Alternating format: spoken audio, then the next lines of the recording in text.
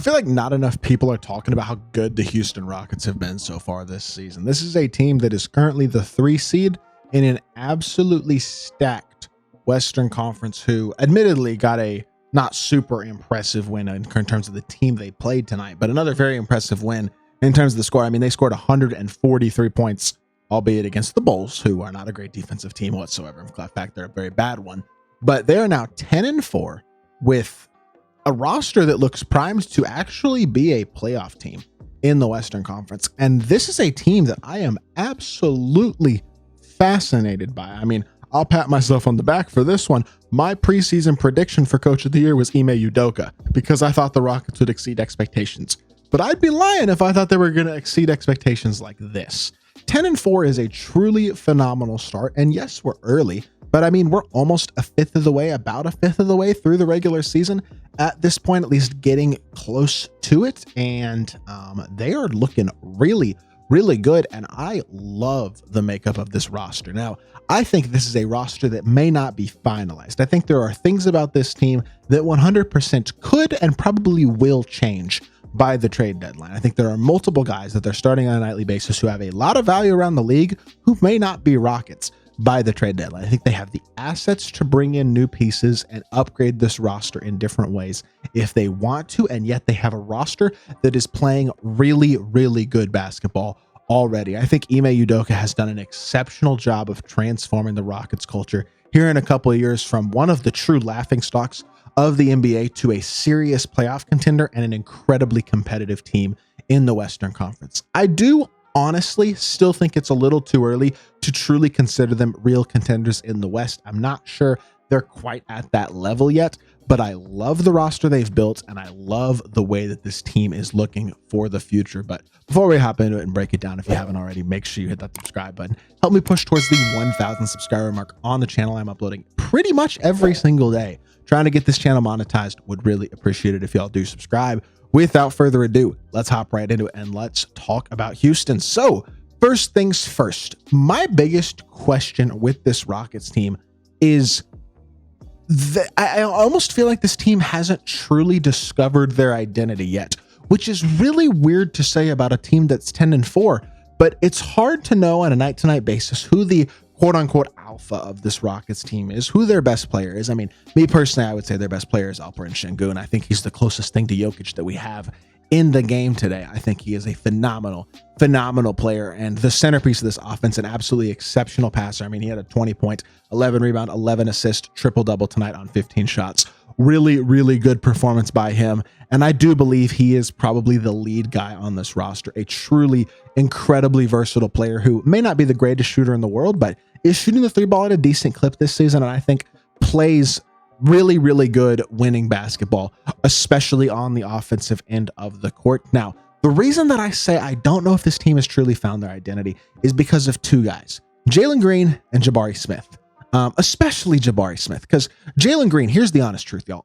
We know what he is at this point in his career. He is a microwave scorer who is going to be inefficient. Plain and simple. His shot selection is not great, and he is not a super consistent player whatsoever. I mean, he started the season on an absolute tear. First 5 to 7 games of the season, he was shooting what, near over 50% from 3, I believe, on like 11 attempts per game, just playing out of his freaking mind. And since then has honestly struggled significantly from the 3-point line, is down to about 33% from 3, which is right in line with his career averages. And Jabari Smith just doesn't feel like he fits on this team, at least super effectively. I almost feel like his best position in a lot of ways is more of a small ball 5. And yes, I know he's 6'10", but he's a little bit frail, but I feel like that's where he's at his best. His shooting from college simply has not translated to the NBA, and I'm not totally sure why that is, but he's below 30% from the 3-point line this season, although still shooting over 5 or about 5 attempts per game. He's the guy to me that feels like the biggest trade candidate, because I almost think he would benefit from a change of scenery a lot, and I think he still has real value around this league. I mean, there is a very, very real reason why he went number 3 overall a couple of years ago. I think he's a really versatile player. I think he's got the fundamentals in a lot of ways. He does show potential to be a great shooter and is a pretty solid rebounder, a underrated defender in my opinion. And I think he's a really smart, really solid basketball player. And yet I don't feel like he fits all that well next to Alperen Şengün. He's the guy to me who feels like could be traded and open the door to this team to really find their true identity. And look, I'm going to be totally honest with you. I don't really think Jaylen Green's that much of a winning basketball player. I really don't.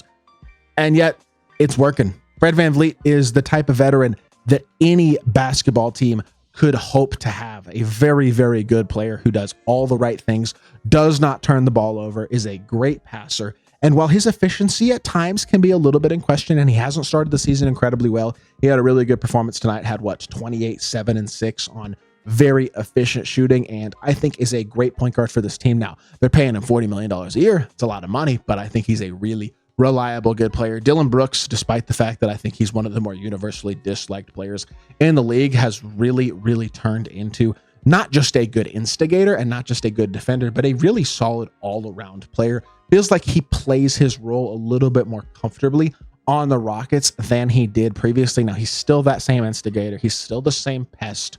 I honestly find him annoying. I'm not even going to lie, but dude, he's a great basketball player. He is. And he's shooting the three at a really high level this season at 40% from three so far, which is really, really nice. And I think he is an awesome guy for this team who really does whatever they need him to do on a night-to-night basis, whether that be try to score the ball at a pretty high level or other nights just be that defensive menace and just overall menace, not just defensively. I mean, I think menace is the best word to describe Dillon Brooks in a lot of ways. He's very much a Draymond Green-esque player, but he is a very good player as well. And I think he's a good veteran presence for this team to have, even if he's a bit strange in a lot of ways.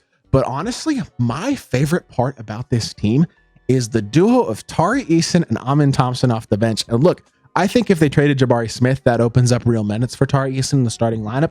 And he has been one of the I think he's been one of the most underrated players in basketball for a couple seasons now. I think he is awesome. He shoots the three at a high level. He's a super high energy player, just a great, great glue guy, does everything you could possibly ask for on the court at a pretty high level. I mean, he's not a playmaker per se, but he's a very good shooter. He's an intense, versatile defender. He plays really, really, really hard. He's just a really good scorer, a great, great athlete, just a great player. I really like Tari Eason a lot. And honestly, there are very few players in basketball, period, who have the skill set of Amen Thompson. Now, I know Amen is not a great shooter. He's just quite simply not. But man, he is one of the fastest players in the sport. He is such a versatile defender, a freak athlete, a truly good passer. He rebounds the ball really, really well for a guard. Admittedly, he's 6'7". I just love his skill set, though. I think he's a really, really fun player to watch. And I think as he continues to develop, he's a guy who has the potential to become a legitimate star in this league. I absolutely love what I'm seeing out of Amen Thompson and Tari Eason to start this season. I think they are a huge, huge part of the success of the Rockets. And I like this team's depth, man. I truly believe Reed Shepard is a guy who, admittedly, yes, he struggled to start the season. I thought he was a great pick, though. I think he's going to be a really good NBA player. You do not shoot the ball in college the way that he did and play defense the way that he did in college, averaging, 4+ steals per game, something along those lines. And I mean, he had a really good game tonight, 19 minutes, 4-7, 4-5, and 3, 12 points, had himself a really good performance. Now, he also had 3 blocks, which is pretty impressive for a guy his size. I think he'll figure it out. I'm not really particularly worried about Reed Shepard, despite the rough start to his rookie year. I feel like he's a guy with enough talent and just enough. He's just such a good shooter as well, despite the fact that his percentages do not say he shot the ball well to start the season. He's a guy who's going to figure it out. He's going to become a very valuable rotation player and a really, really useful guard off the bench. And I mean, you bring in veterans as well, guys like Jeff Green, Jayshawn Tate, Jacques Landale, who can be contributors on any given night. I mean, Jeff Green has that championship pedigree and experience. Jacques Landale is, I think, a very solid backup big. Jayshawn Tate has proven to be a useful NBA player as well at times. I mean, I don't really know what's going on with Cam Whitmore. He's struggled this year and he's fallen out of the rotation entirely. And he's shooting horrifically. I mean, truly horrifically. But he was really good last season as a rookie. He's a very athletic, interesting player. And look, I know the shooting's been awful. It's been horrible for Cam Whitmore, and he's totally fallen out of the rotation. But he's another guy with a lot of talent and a lot of promise. And I mean, that's just something you can say about this whole Rockets team. There's so much youth. There's so much versatility. There's so much talent, and they're very much ahead of schedule. I feel like with the way this team's performing. And so look, I have questions. I don't love Jaylen Green as your, at times, number 1 or number 2 option. I think Jabari Smith might be better suited for a fresh start, but I think this team has the assets to make moves if they want to upgrade the roster now. And I think they have the pieces in place to be a really, really good team in the future with guys like Şengün, Thompson, Tari Eason, Reed Shepard, etc., etc. Really like the looks of this Rockets team, both for now and for the future. And I think they're really well coached as well. I am a big fan of what I'm seeing building in Houston. And I think this is a team that's very much going to challenge for a playoff spot this season and could be a perennial contender in the Western Conference very, very soon. I hope y'all did enjoy the video. If you did, make sure you hit that like button, leave a comment, and subscribe. I'll be back with more NBA content very, very soon. I appreciate y'all. Peace.